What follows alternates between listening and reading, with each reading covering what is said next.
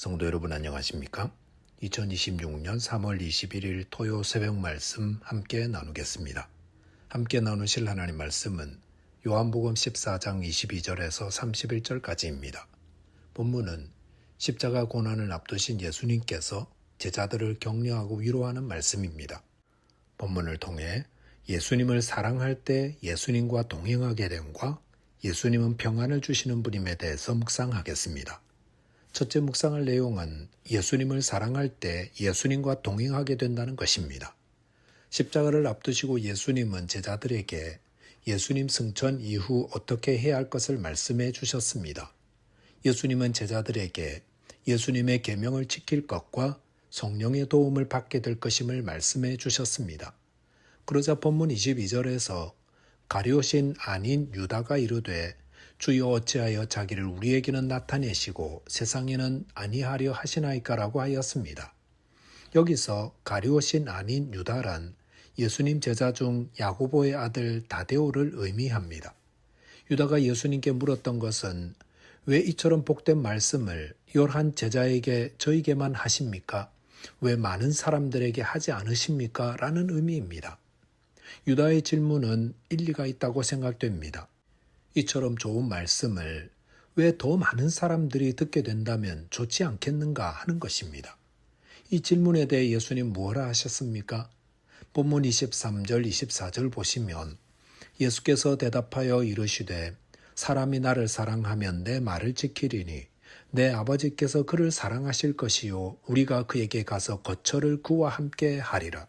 나를 사랑하지 아니하는 자는 내 말을 지키지 아니하나니 너희가 듣는 말은 내 말이 아니요 나를 보내신 아버지의 말씀이니라 하였습니다. 유다의 질문에 대해 예수님은 두 종류의 사람에 대해 말씀하셨습니다. 첫 번째는 예수님을 사랑하는 사람이며 둘째는 예수님을 사랑하지 않는 사람입니다. 예수님을 사랑하는 사람은 어떻게 한다 했습니까? 예수님의 말을 지키며 그럴 때에 아버지 하나님께서 그를 사랑하여 성삼위 하나님께서 그의 거처를 그와 함께 하신다 했습니다. 여기서 거처를 함께 한다는 것은 친밀함을 의미합니다. 누군가를 잠시 집에 모셔드릴 수는 있지만 함께 사는 것은 차원이 다른 이야기입니다. 저도 신방은 많이 했지만 어떤 집에 자고 온 적은 없습니다. 그런데 거처를 함께 한다는 것은 같이 사는 것입니다. 친구라도 하루 이틀 밤은 채워줄 수 있지만 계속 산다는 것은 보통 친한 사이가 아니고는 어려운 일입니다. 그런데 성삼위 하나님께서 거처를 함께 하신다 했습니다. 누구에게? 예수님을 사랑하며 그 계명을 지키는 자입니다. 성도 여러분, 우리가 예수님을 사랑하며 그 계명을 지킬 때에 성부, 성자, 성령 하나님께서 우리 안에 오셔서 거처를 함께 하십니다. 하나님이 우리 안에 함께 하시는 것은 얼마나 복되고 감사한 일입니까? 24절 하반절 보시면 예수님이 우리에게 하시는 말씀은 예수님 말씀이 아니라 예수님을 보내신 성부 하나님의 말씀이라 했습니다. 즉 성도가 예수님을 사랑함으로 지키는 예수님의 말씀은 성부 하나님의 말씀이라는 뜻입니다. 그런데 예수님을 사랑하지 않는 자는 어떻다 했습니까? 그런 사람은 예수님의 말씀을 지키지 아니한다 하였습니다. 이 말씀은 유다의 질문에 대한 예수님의 대답이 아닌가 생각합니다. 즉 예수님을 사랑하지 않는 세상 사람들은 예수님의 복된 말씀을 결코 듣지도 않고 지키지도 않기 때문에 예수님은 예수님을 사랑하여 예수님을 따르는 제자들에게만 이 복된 말씀을 알려주시는 것입니다. 성도 여러분, 누군가를 사랑하면 그의 말을 듣고 지킵니다. 우리가 예수님을 사랑하면 예수님의 말씀을 듣고 지킵니다.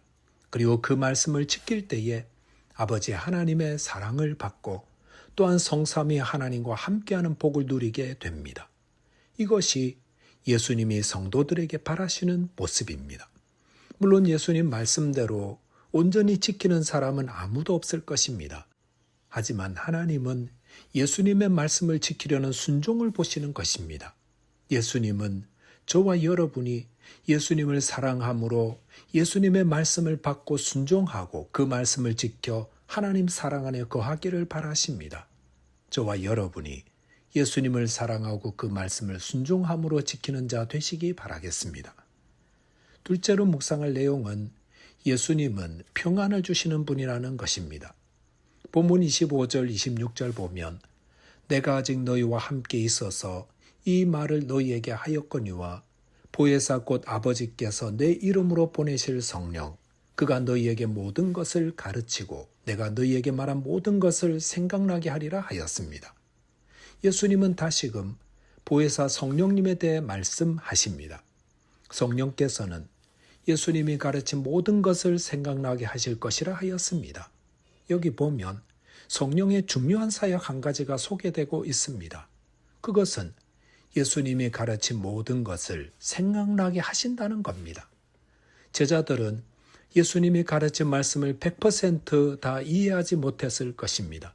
하지만 후에 그 말씀들이 생각나며 이해하게 된다 하셨습니다. 그것은 성령께서 가르쳐 주실 것이기 때문입니다.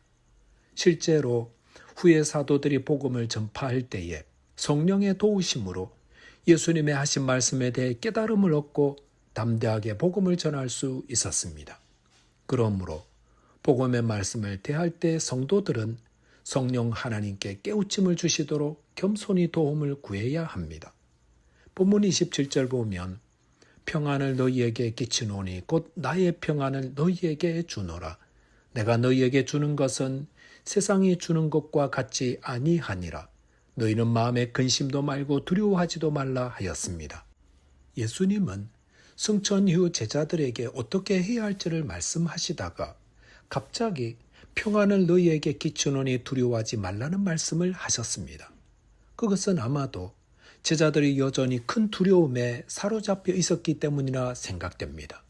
예수님은 평안을 너희에게 끼치노니 곧 나의 평안을 너희에게 주노라 하셨습니다. 예수님은 평안을 주시는 분입니다. 두려움과 염려 속에 살아가는 자에게 예수님은 평안을 주십니다. 예수님이 부활하셔서 제자들 가운데 나타나셨을 때에 제자들은 두려움과 혼란 속에 있었습니다. 그런 제자들을 향해 예수님이 가장 먼저 하신 말씀도 너희에게 평안이 있을지어다 였습니다. 저와 여러분이 만약 두려움과 혼란 속에 있다면 예수님은 성령을 통해 저와 여러분에게 평안을 주십니다. 예수님 주시는 평안은 어떤 평안입니까? 그것은 세상이 주는 평안이 아닙니다. 세상이 주는 평안은 조건과 환경이 맞추어질 때 주는 평안입니다. 그 말은 세상의 평안이란 조건과 환경이 달라지면 사라지고 마는 것이라는 말이기도 합니다. 하지만 예수님 주신 평안은 그런 것이 아닙니다. 예수님 이 땅에 계실 때에 제자들과 배를 타고 가실 때에 큰 바람이 몰아쳐 배가 흔들리자 제자들은 죽음의 공포를 느꼈습니다. 그런데 그럴 때 예수님은 그 배에서 평안히 주무시고 계셨습니다. 이것이 예수님이 주시는 평안입니다. 최근에 중동에 일어난 전쟁으로 기름값이 폭등하고 온 세계가 어수선할 때에도 예수님은 성령을 통해 성도들에게 평안을 주십니다. 그러므로 걱정하고 두려워하지 마시기 바랍니다. 이러다 3차 전쟁이 나서 다 망하는 것 아니냐고 걱정하지 마십시오. 이 땅과 하늘의 모든 권세는 우리 예수님이 가지고 계십니다.